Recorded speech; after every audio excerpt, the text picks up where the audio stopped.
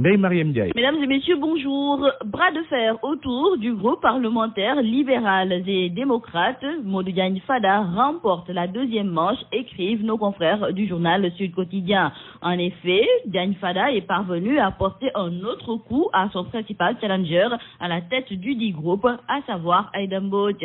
L'enfant de Darou Mousty a réussi à déboulonner la présidente du conseil départemental de Bambey de son poste de présidente de la commission culture et communication de l'Assemblée nationale. Un putsch commis hier à l'occasion de l'installation officielle des groupes parlementaires et des commissions techniques pour l'année 2015-2016. Nos confrères de Sud Quotidien nous racontent que le poste jusque-là jalousement gardé par Aïda Mbodj a été confié à un pro-Fada, en l'occurrence le député libéral Mamadou Hadj Cissé. Ensuite, nos confrères de Sud Quotidien ajouteront qu'hier, la session prévue à l'Assemblée nationale a été tant soit peu perturbée par les pro-Aïda Mbodj qui ont mis en branle leur menace de blocage du fonctionnement de l'Assemblée nationale. Et la séance a été momentanément suspendue à cause des échauffourées survenues dans la salle. Nos confrères du journal Rewmi Quotidien confirment l'information et nous indiquent qu'hier, donc, les pro-Aïda Mbodj ont joint l'acte à la parole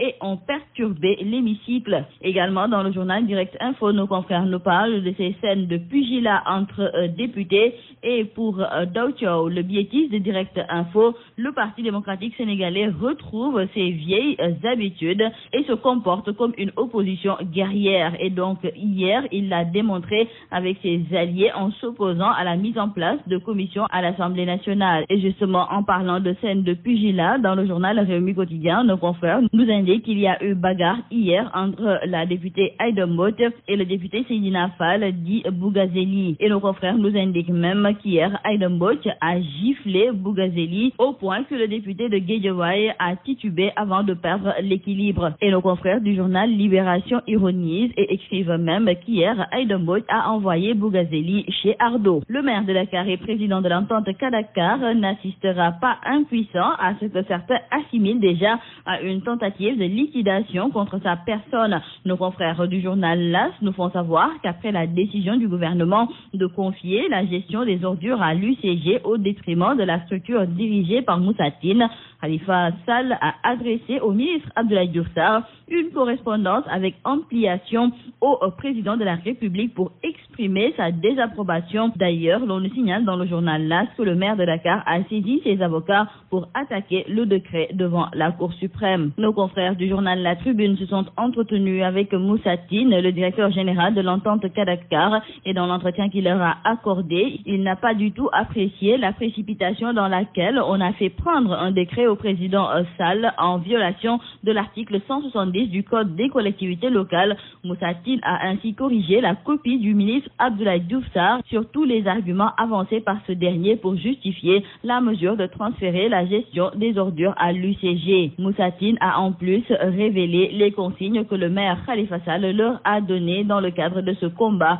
pour contrer la mesure. Classement Doing Business 2016, les réformes entreprises par l'administration sénégalaise sous la houlette de l'APIX commencent à produire des résultats. Nos confrères du journal Le Quotidien nous indiquent que 2 années de suite, le Sénégal améliore son positionnement dans le rapport Doing Business de la Banque mondiale et se maintient dans le top 10 des pays réformateurs. Et dans le journal Le Populaire, nos confrères nous précisent que le Sénégal était classé 9e du dernier classement de ce baromètre de la Banque mondiale et aujourd'hui, le Sénégal se retrouve au 6e rang pour l'année 2016. 4 présumés terroristes ont été arrêtés durant ces dernières 48 heures. L'information figure à la une du journal Enquête et nos confrères nous indiquent que ces terroristes sont depuis hier dans les locaux de la section de recherche de la gendarmerie nationale à Colobane où la sécurité a été renforcée pour la circonstance.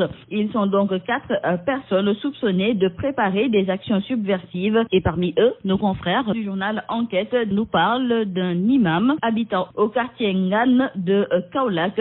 Il est soupçonné d'appartenir à des réseaux djihadistes. Nos confrères du journal L'Observateur nous indiquent qu'il s'agit de l'imam Aliou Ndao.